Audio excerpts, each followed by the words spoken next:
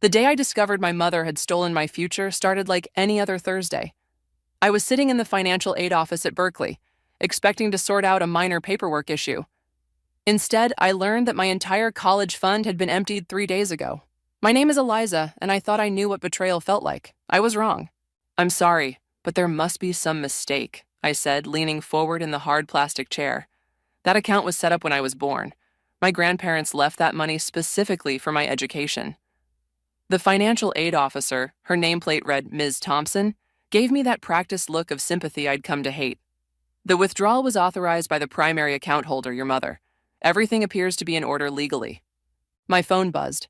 A text from my brother Carter. Got into Harvard Med. Mom's throwing a celebration dinner tonight. Be there by 7. The pieces clicked together with nauseating clarity. I stumbled out of the office into the bright California sunshine, my vision blurring. Calling my mother was futile. I knew she'd ignore me until dinner, but I tried anyway. Straight to voicemail. Hey, bestie, you look like you've seen a ghost, Sabrina called out, jogging across the quad to meet me. One look at my face and her smile vanished. What happened? She took it, Sab, all of it, my entire tuition fund. My voice cracked. Mom emptied my account to pay for Carter's medical school. She did what? Sabrina grabbed my shoulders. That's impossible. It's illegal. Not when her name was on the account, too. I laughed bitterly. Apparently, my future was just a backup plan for Golden Boy Carter all along. You have to confront her, Sabrina insisted. This is beyond messed up. Oh, I will. At Carter's celebration dinner tonight. I checked my phone again. 2:30 p.m. Want to help me plan what to say? We spent the afternoon in our favorite coffee shop, where I cycled between rage and despair while Sabrina helped me craft what I'd say. But when I walked into my childhood home that evening, all my carefully prepared speeches evaporated. The house was decorated with balloons and a "Congratulations" banner. My mother was in full hostess mode, floating around in her favorite pearl necklace, serving appetizers to relatives. Eliza, finally! She air-kissed my cheek. Carter has such wonderful news. Yeah, Mom, I heard. I forced a smile. Harvard Med. Pretty expensive, isn't it? She froze for just a fraction of a second before recovering. We'll manage. Family always finds a way. Found a way already, didn't you? I said quietly. Before she could respond, Carter bounded down the stairs. Sis, you made it. He wrapped me in a bear hug, and for a moment I almost forgot I was supposed to be angry. My brother had always been affectionate, oblivious to our mother's obvious favoritism. Dinner's ready, Mom called out, effectively ending any chance of confrontation. I sat through the toasts, the congratulations, the proud parental speeches. With each passing minute, my anger crystallized into something harder, colder. When dessert arrived, I stood up. I'd like to make a toast too, I said, raising my glass. The table fell silent. To Harvard Medical School, to achieving your dreams. I looked directly at my mother. No matter who you have to steal from to get there. Eliza! Mom's warning tone, the one that had cowed me so many times before, only fueled my resolve. Tell them, Mom. Tell everyone how you paid for Carter's acceptance. Tell them about emptying my college fund today. The silence was deafening. Carter's face drained of color. What is she talking about, Mom? I did what was necessary, she said firmly. Your brother's future is worth more than mine, I finished. Yeah, that's been pretty clear my whole life. I set my glass down with a sharp clink and grabbed my purse. Congratulations again, Carter. I hope Harvard is everything you dreamed it would be. I'll be dropping out tomorrow, by the way, since I can't afford tuition anymore. As I walked out, I heard chairs scraping, voices raised in confusion and argument. But I didn't look back. Instead, I pulled out my phone and called the one person who might be able to help me salvage my future. Gavin, it's Eliza. Remember that business idea we discussed? I'm ready to start. Tonight. Gavin's office smelled like coffee and ambition. 3 days after the disastrous dinner, I sat across from him, watching him review my business proposal on his tablet. An online marketplace for vintage college merchandise? He raised an eyebrow. Interesting angle. Think about it, I said, leaning forward. Every college has decades of design changes in their merchandise. People get nostalgic about the exact style from their era, but finding authentic vintage pieces is nearly impossible. And you want to solve that problem. Gavin set down his tablet. With zero capital and no business experience. I have something better than capital. I countered. I have 3 years of connections from working at the campus bookstore. I know every collector, every supplier, and every trend in college merchandise. Sabrina burst into the office, arms full of shopping bags. Sorry I'm late, but I got them. 5 different decades of Berkeley sweaters, all authentic. I pulled out the 1985 sweater, holding it up. This sold for $15 new. Today, collectors will pay $300 for it. And that's just Berkeley. Imagine having every major university's vintage merchandise in one place. Gavin's expression shifted from skeptical to intrigued. Show me the numbers. For the next hour, we laid out spreadsheets, market research, and a detailed business plan.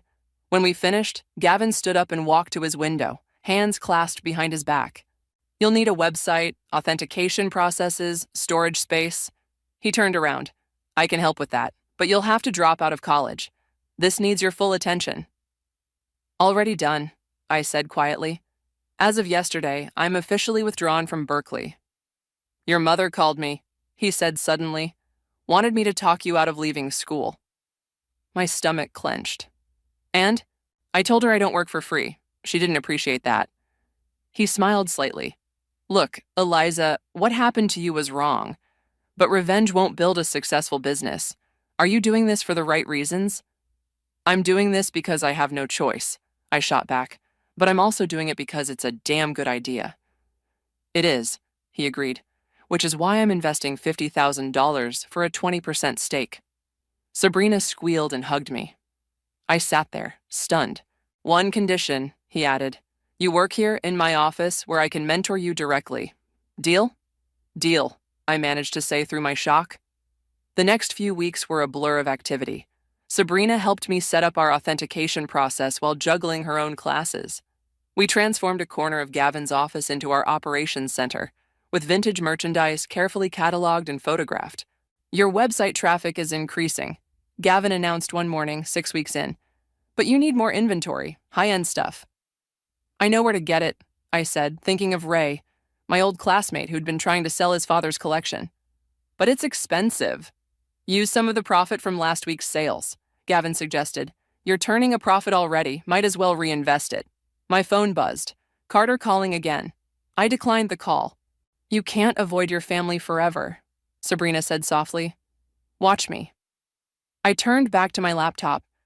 Besides, I'm busy building something they said I couldn't. That evening, as I was photographing new inventory, my mother showed up unannounced. She stood in the doorway, looking out of place in her expensive clothes. You're making a mistake, she said without preamble. This little business won't last. Come home, we'll figure something out for your tuition. I continued photographing a 1973 Yale pennant. Like what? Stealing from someone else's college fund? That money was always meant for whoever needed it most, she insisted. Carter's medical school. Get out. I finally looked at her. Unless you're here to buy something, get out. She left, but not before saying, You're throwing your life away, just like your father did. I froze. My father had died when I was young, and Mom rarely mentioned him. Something in her tone made me wonder what she wasn't telling me. Later that night, I got a text from Ray. Hey, about my dad's collection. There's something you should know. It's about your family. I stared at the message for a long time before replying, Tell me everything. The vintage Yale pennant sat on my desk, a reminder of why I started this journey. But maybe, just maybe, I was about to discover it wasn't just about the business anymore. Something bigger was unfolding. And for the first time since that day in the financial aid office, I felt a thrill of anticipation rather than anger. My phone buzzed again, another text from Ray. Meet me tomorrow. You won't believe what I found. Ray was already waiting at the coffee shop when I arrived, a thick manila envelope on the table in front of him. His expression was grave, not the usual easy smile I remembered from our college days. Before I show you this, he said as I sat down, you need to know that my father was your dad's business partner. I nearly dropped my coffee. What? Mom never mentioned.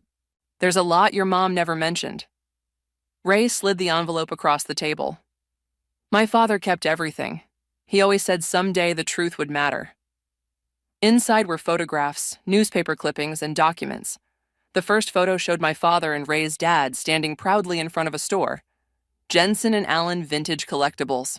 Your father wasn't a failure like your mom always claimed, Ray said quietly. Their business was worth millions. They were pioneers in the vintage collectibles market. My hands shook as I spread out the documents. Then what happened? Your mom happened? Ray pointed to a series of bank statements. She convinced your father to put everything in her name for tax purposes. 2 weeks before he died, she sold the business and pocketed everything. The coffee shop suddenly felt too small, too hot. Are you saying your college fund? That was pocket change compared to what she really took. Ray's voice was gentle. The money she's been using to support Carter all these years, it was your inheritance. My phone lit up with a notification. Our website had just hit a major sales milestone. The irony wasn't lost on me. Does Carter know? I asked. No way, he was too young to remember any of this. Ray gathered the documents back into the envelope. But here's where it gets interesting. The business she sold, it went bankrupt 6 months later. The new owners claimed fraud, said the books were cooked. I stood up abruptly. I need to show this to Gavin. An hour later, Gavin studied the documents while I paced his office. This explains why your vintage business idea came so naturally to you, he mused. It's literally in your blood. We have to go public with this, Sabrina insisted, but Gavin shook his head. Not yet. First, we need to build something bigger than your mother ever imagined. He looked at me intently. How would you like to buy back your father's original store location? My heart skipped. It's for sale? Better. It's in foreclosure. The current owner's underwater, and I know the bank holding the note. He smiled. Imagine the poetry. Your new company operating from the same building where your father started. Before I could respond, my phone rang. Carter. Sis, we need to talk, he said when I answered. I'm having doubts about medical school. The pressure from Mom, the expectations. I don't think it's what I really want. Meet me at Gavin's office, I said. There's something you need to see. Carter arrived looking exhausted, nothing like the golden boy from the celebration dinner. When I showed him the documents, he sat in stunned silence. All those years, he finally said, she made it sound like Dad was a dreamer who couldn't provide for his family. But she was the one who... He couldn't finish. The question is, Gavin interjected, what are you going to do about it? I looked at the website analytics on my screen. We'd just had our biggest sales day ever. I'm going to build something bigger than she ever dreamed possible. And Carter? I turned to my brother. If you want out of medical school, I could use help running this business. Mom will lose it, Carter warned, but he was already smiling. Mom lost it all years ago, I replied. She just doesn't know it yet. That evening, as I was leaving the office, I got a text from an unknown number. It was a photo of my mother having dinner with someone I recognized, the lawyer who'd handled the sale of my father's business 20 years ago. Thought you should know, Ray's message followed. They've been meeting regularly, something's up. I forwarded the photo to Gavin with a simple message. Time to accelerate our plans? His response came immediately. Tomorrow, 8 a.m. Bring Carter. We're buying that building. I drove home past my father's old store location. The building was dark, abandoned, but I could almost see it as it was in that old photograph. Bright, alive, full of promise. Soon it would be again, but this time, no one would be able to steal it away. My phone buzzed with another text from my mother. Family dinner Sunday. Non-negotiable. We need to discuss your future. I smiled as I typed my response. You're right. We absolutely do. The asking price is $2 million, Gavin announced, spreading the building plans across his desk. But given the foreclosure situation, we can probably get it for half that. Carter whistled. And you think we can afford this? Show him. Sabrina nudged me, grinning. I pulled up our sales reports.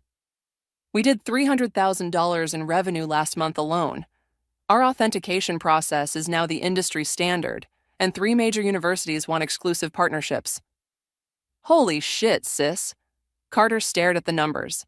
In just 3 months? Before I could respond, my phone buzzed. Ray's message made my blood run cold. Your mom's lawyer just filed paperwork claiming rights to your business name. They're saying it infringes on the old company's trademark. Unbelievable, I muttered, showing the message to Gavin. Actually, this is perfect, Gavin said, looking oddly pleased. She just proved she's been monitoring your success. Time to play our hand. A knock at the door interrupted us. A courier delivered a thick envelope, the preliminary paperwork for the building purchase. Sign here. Gavin pushed the documents toward me. Once this goes through, we'll own the building by Friday. Wait, Carter grabbed my arm. Mom's having dinner with her lawyer tonight. Let me go. I can find out what they're planning. I hesitated. Are you sure? If she realizes you're working with me? She still thinks I'm her golden child, he said bitterly. Let me use that. That evening, while Carter was at dinner with our mother, I met Ray at his father's storage unit. The space was packed with vintage merchandise, but he led me straight to a small safe in the corner. Found this yesterday, he said, entering the combination. Dad kept a separate record of all transactions with your mother. Inside was a ledger and a USB drive. The digital files show every penny she embezzled, Ray explained, including, he paused dramatically, the money she's been hiding from the IRS. My phone lit up with a text from Carter. Mom's trying to shut you down, claims trademark violation plus emotional distress. Lawyer says they file tomorrow. Perfect timing, I murmured, holding up the USB drive. Back at the office, Gavin reviewed the files while Sabrina ordered late-night pizza. This is better than we thought, he said finally. She didn't just steal from your father's business. She's been running a shell game for years, moving money around to avoid taxes. The IRS would love this. So, what's our play? Sabrina asked through a mouthful of pizza. We close on the building tomorrow morning, I decided, before she can file anything. Then, another text from Carter interrupted. Mom drunk, said something about making sure history doesn't repeat itself. What did she mean? Ray leaned forward. There's something else you need to see. He pulled out one final document, a life insurance policy on my father. The beneficiary was changed 3 days before his death. The accident report was inconclusive. The pizza turned to ash in my mouth. Are you saying... I'm saying your mother has a pattern of making problems disappear, Ray said quietly. Be careful. The next morning, I stood in front of the old building, my father's building, watching the sunrise paint the worn brick gold. Sabrina arrived with coffee, followed by Carter looking hungover. Mom's still passed out, he reported, but her lawyer's office opens in an hour. Then let's do this, I said, walking into the bank. Signing the papers took 20 minutes. When we walked out, I officially owned my father's legacy. My phone immediately buzzed. My mother. What have you done? She hissed. That building was supposed to be mine. Like everything else you stole? I shot back. Check your email, Mom. I just sent you something interesting. You have 1 hour to call off your lawyer, or the IRS gets a copy. You wouldn't dare. Try me. Oh, and Mom, I know about Dad's life insurance policy. The line went dead. Back at Gavin's office, we watched the security footage as my mother stormed into her lawyer's office, emerging 15 minutes later looking defeated. She'll back off, Carter predicted, but she won't stop. I know, I said, looking at the USB drive containing 2 decades of her crimes. That's why we're not done yet. Sabrina pulled up our website analytics. Holy crap, the publicity from buying the building just doubled our traffic. Focus on that for now, Gavin advised. Build something so big she can't touch it. Then we finish this. I completed his thought, picking up the old photo of my father in front of his store. For Dad. Ray appeared in the doorway. Just got word. Your mother's lawyer quit, but she's already meeting with another one. Let her, I smiled. The real show hasn't even started yet. The renovation crew had just finished installing the new storefront sign when my mother's Mercedes pulled up. I watched from the second-floor window as she stepped out, designer handbag clutched like a shield. Should we call security? Sabrina asked, but I shook my head. Let her come. The bell above the door chimed. We'd kept it from Dad's old shop. My mother's heels clicked across the restored hardwood floors. Impressive, she said, looking around the modernized space. Your father would have loved this. Of course, he always did prefer dreams to reality. Like the reality of how he died? I kept my voice steady. Or the reality of where his money went? She flinched but recovered quickly. I came to make you an offer. Sell me the business, all of it. I'll pay double what it's worth. Carter emerged from the back office. With what money, Mom? The inheritance you stole from us? She hadn't expected to see him here. Carter? What are you?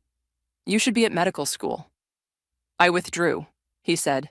Turns out I prefer working with my sister to living your dreams. Mom's face hardened. Everything I did was for this family. Really? I pulled out Ray's ledger, like changing Dad's life insurance policy right before his accident. The color drained from her face. You don't understand. Mrs. Jensen? A man in a suit appeared at the door. I'm Agent Morris, IRS Criminal Investigation Division. We'd like to ask you some questions. I hadn't called them. By the look on Ray's face as he came down the stairs, he had. This isn't over, Mom hissed as the agent led her outside. Actually, it is, Gavin said, emerging from his office. Your daughter's company just signed exclusive contracts with 12 major universities. She's now worth more than you ever were. After she left with the IRS agent, Carter slumped against the counter. What happens now? Now? I gestured to the boxes of vintage merchandise waiting to be authenticated. We work. The next few weeks were a blur of activity. Our sales doubled, then tripled. We hired staff, expanded our warehouse space, and launched a mobile app for collectors. Your mother's assets have been frozen, Ray reported one morning. The IRS found irregularities going back decades. I was about to respond when Sabrina burst in. You need to see this. She thrust her phone at me. It was a local news article. The headline made my stomach drop. Local businesswoman attempts suicide after fraud investigation. She's stable, Carter said from the doorway. I hadn't even heard him come in. But she's asking for us. Both of us. The hospital room was painfully white. Mom looked small in the bed, her designer clothes replaced by a plain gown. I suppose you're happy now, she said weakly. Happy? I felt the anger rise. You tried to destroy my business just like you destroyed Dad's. Your father destroyed himself, she snapped. His obsession with that store, with building something meaningful instead of practical. When he started talking about exposing our financial arrangements to the board. She stopped abruptly, realizing what she'd just admitted. So you made sure he couldn't, Carter said, his voice shaking. How did you do it, Mom? His car accident, was it really an accident? Get out, she whispered. Both of you, get out. Back at the store, Gavin was waiting with news. The IRS wants to make a deal. They'll reduce the charges if she cooperates fully. No deals, I said firmly. She needs to face everything she's done. That evening, as I locked up the store, I noticed a familiar car across the street. Ray's father, now recovered from his stroke, sat in the passenger seat. He wanted to see the store one last time, Ray explained. Dad, show her what you brought. The old man handed me a yellowed envelope. Inside was a letter from my father, dated the day before he died. Dear Eliza, it began, if you're reading this, something has gone wrong. Your mother's schemes run deeper than I imagined. But remember, a business is more than money. It's a legacy. And someday, you'll build something greater than I ever could. My phone buzzed. A text from Carter. Mom's lawyer called. She wants to confess. Everything. I looked up at the store sign, glowing softly in the dusk. Jensen and Allen Vintage Collections. A legacy reborn. Dad was right, I said to Ray. This was never about the money. No, he agreed. It was about justice. Another text came through, this time from Sabrina. You need to see tomorrow's sales projections. We're about to hit 8 figures.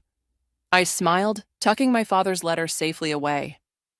The truth was finally coming out. My business was thriving, and for the first time in years, I felt truly free.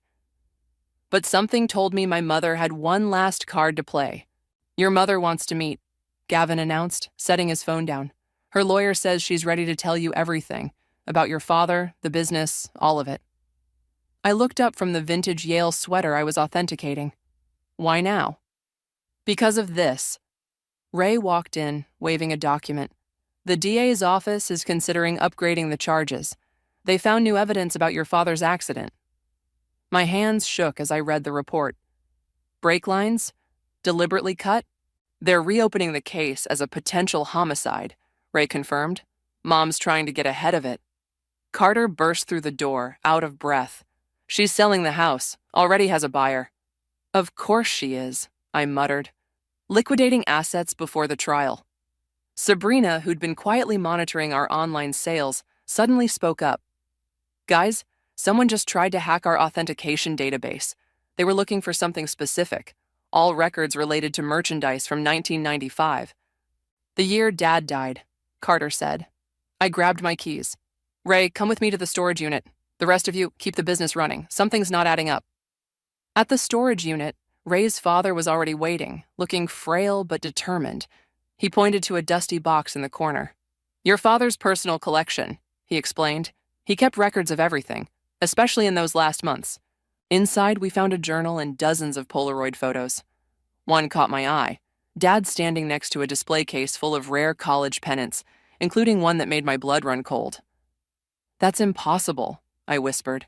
That exact pennant was sold through our website last week for $50,000. Ray's father grabbed the photo. This collection was supposed to be destroyed in the fire. What fire? The warehouse fire. 2 days after your father died. Insurance paid out millions. Your mother claimed all the vintage stock was lost. My phone rang. Gavin, your mother's at the store. She's demanding to see you. Keep her there, I said. I'm bringing proof of another fraud. When we arrived, Mom was sitting in my office like she owned it. Her hospital gown had been replaced by her usual designer outfit, but her eyes were different, desperate. Going somewhere? I asked, noting her packed suitcase by the door. Selling the house was my choice, she said defensively. I need a fresh start. Like the fresh start you got after killing Dad? She flinched. You don't understand. The business was failing. He was going to expose everything, ruin us all. I had to protect our future. By cutting his brake lines? Carter's voice cracked. By burning down a warehouse full of evidence? That warehouse fire paid for your entire childhood, she snapped. Your education, your lifestyle. But the merchandise wasn't destroyed, was it? I held up the Polaroid. You moved it first. You've been selling pieces of Dad's collection slowly for years. Her face went blank. How did you... The pennant that sold last week, it's in this photo, with Dad, from 1995. I leaned forward. The same collection you claimed burned. Insurance fraud on top of everything else? You have no proof, she said, but her hands were shaking. Actually, Ray stepped forward. We do. My father kept copies of everything, including the real inventory list from the warehouse, dated after the fire. Mom stood up so quickly her chair toppled. This is why I had to do it. You're just like him, digging up the past, threatening everything I built. You built? I laughed. You stole. From Dad, from us, from the insurance company. And now you're trying to run before it all catches up to you. Mrs. Jensen? Agent Morris appeared in the doorway, flanked by 2 police officers. We have some additional questions about your husband's death. As they led her away, she turned to me one last time. I saved every penny for you kids. Everything I did was for you. No, Carter said quietly. Everything you did was for yourself. After she was gone, Gavin handed me a document. The DA wants to meet tomorrow. They're offering a deal. If she confesses to everything, including your father's death, they'll recommend a lighter sentence. And the insurance fraud? Ray asked. That's federal. Gavin smiled grimly. No deals there. I looked around the store, at the vintage merchandise displayed exactly as Dad had done it, at the old photos now hanging proudly on the walls, at Carter learning the business from the ground up like I had. She was wrong, you know, Sabrina said softly, about the business failing. Your dad's records show it was thriving. She just wanted control. My phone buzzed, a text from Mom's lawyer. She's ready to confess. Tomorrow, 9 a.m. She says to bring the old photos. All of them. It's a trap, Carter warned. Probably, I agreed, but I'll be ready this time. I picked up Dad's journal, running my fingers over his familiar handwriting. Tomorrow would change everything, but first we had a store to run.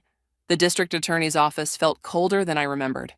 Mom sat across the table, her designer outfit replaced by prison orange, her perfectly manicured nails now bare and bitten. Before we begin, her lawyer said, my client has a proposition. No deals, I replied, but Mom raised her hand. Just listen, Eliza, please. Her voice cracked on my name.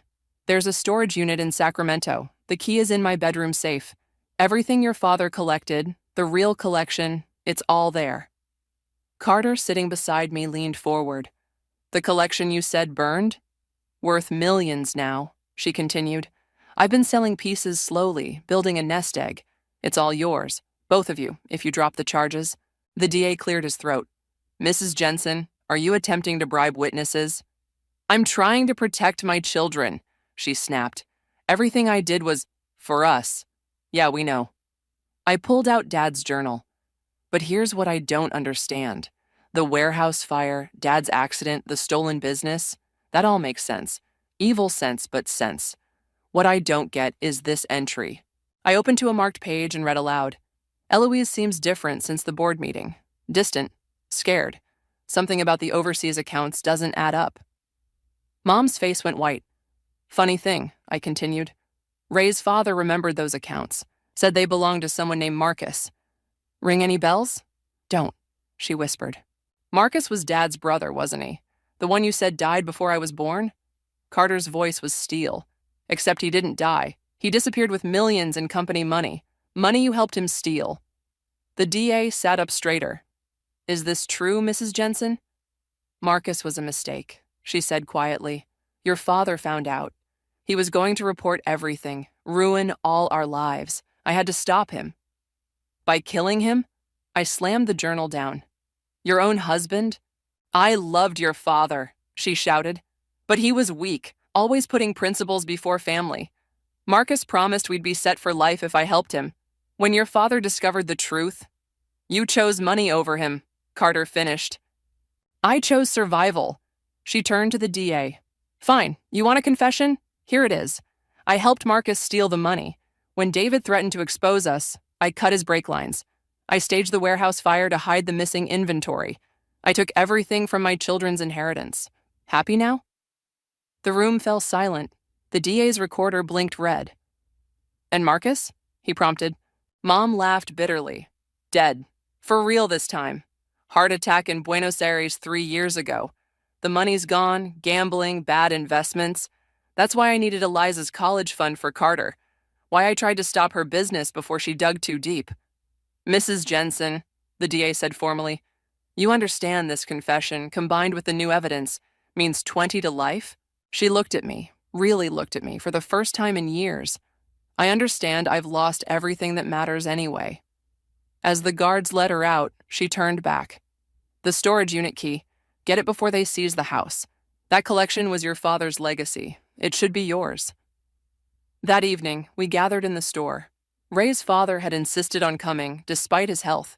The safe combination, he said, handing me a slip of paper. David told me, just in case, said his wife had been acting strange. The house felt empty when we arrived. In my mother's bedroom, the safe opened with a soft click. Inside lay a single key and a letter.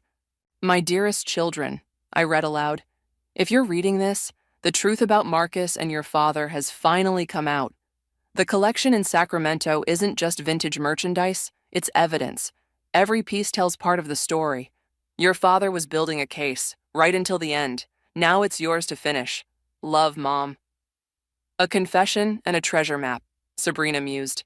Think it's real? Only one way to find out, Carter said, grabbing the key. My phone buzzed. Gavin. The DA called. Your mother's officially pleading guilty to all charges.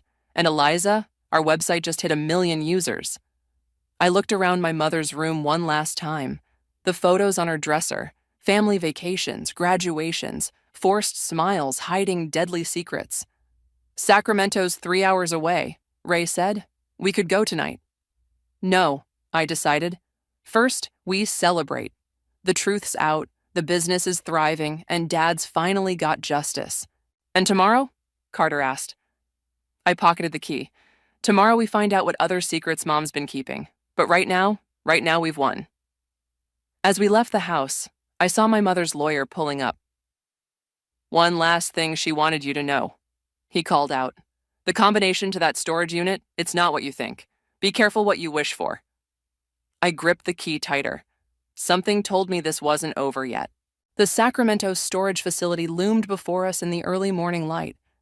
Carter gripped the key while Ray checked the unit number from Mom's letter.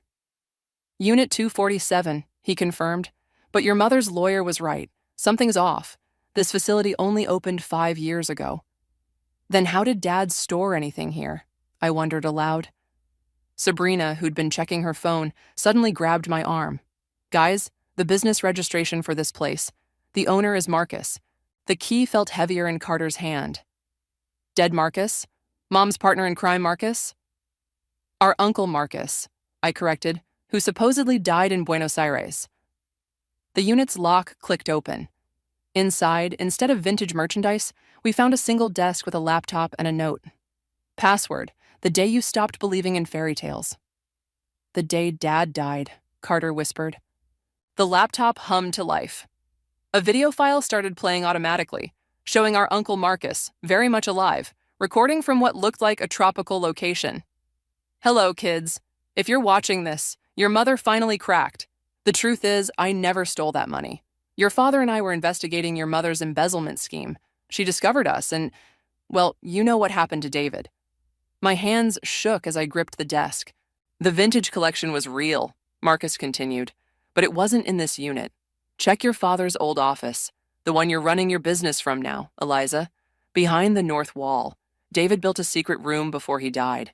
Everything's there, including proof of your mother's crimes going back 30 years. Carter was already calling Gavin. Get a contractor to the store, now.